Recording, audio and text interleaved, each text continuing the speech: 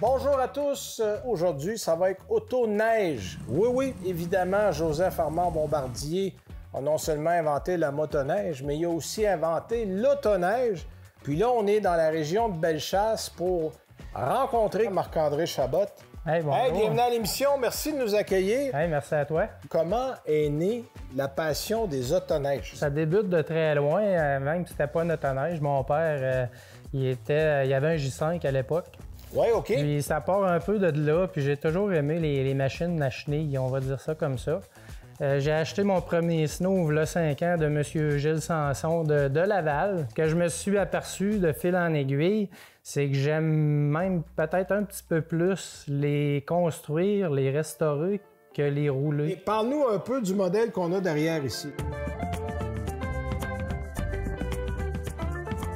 Ça, c'est un modèle R18 1964 que j'ai acquis l'an passé, là.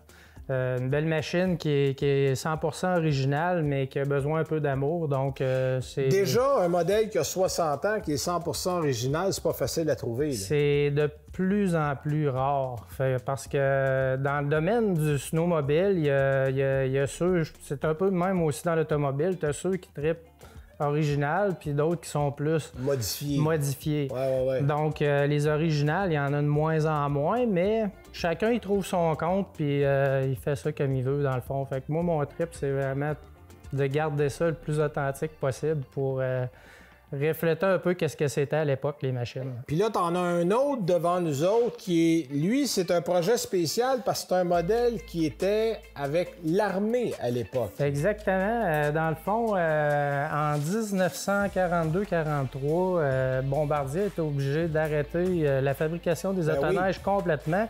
Pourquoi? Parce que... L'effort de guerre, parce qu'on avait besoin des matériaux, de l'acier. Exactement. Donc, plus capable de se fournir de moteur ou de transmission ou de peu importe la mécanique, il était obligé, dans le fond, de se mettre en relation avec l'armée canadienne pour travailler, justement, faire travailler son monde. Oui. Donc, Bombardier, lui, en fin de compte, a modifié de ses modèles parce que l'armée, tu me disais ça tantôt, avait des demandes spécifiques. Oui, l'armée avait des demandes spécifiques. Ils voulaient un véhicule qui était plus stable puis plus fiable pour aller dans les régions nordiques. Puis on comprend que quand tu vas à la guerre, tu veux pas que ton véhicule tu t'en vas pas faire une promenade du dimanche. C'est ça.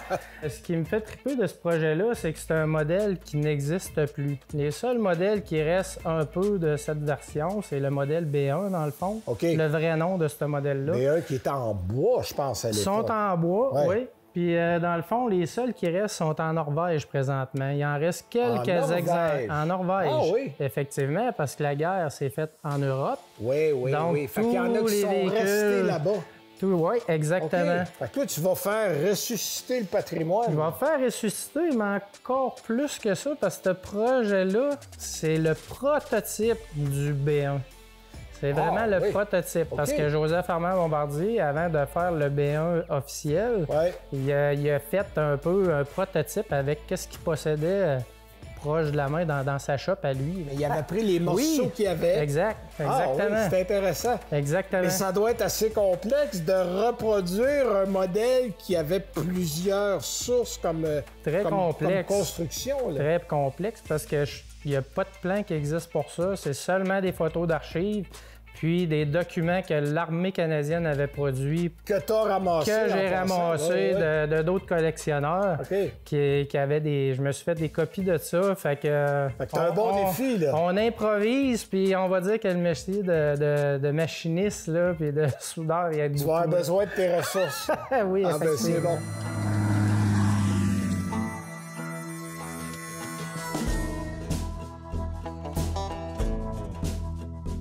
Bon, Marc-André, on est arrivé dans ton entrepôt. J'étais au volant du B7 tantôt. Le premier modèle qui a été commercialisé officiellement par M. Bombardier à l'époque. Le modèle 1935, c'était un modèle plus rudimentaire. M. Bombardier il a fait un modèle qui était plus commercial, vendable à monsieur, madame, tout le monde, qui pouvait servir de taxi ou de transport de matériel à l'époque. Les médecins, entre autres, qui faisaient des médecines en campagne, avaient ça l'hiver parce que les routes, souvent, n'étaient pas déneigées. Ça, il y avait un moteur Ford Flathead V8 là-dedans. Exactement ça. Exactement ça.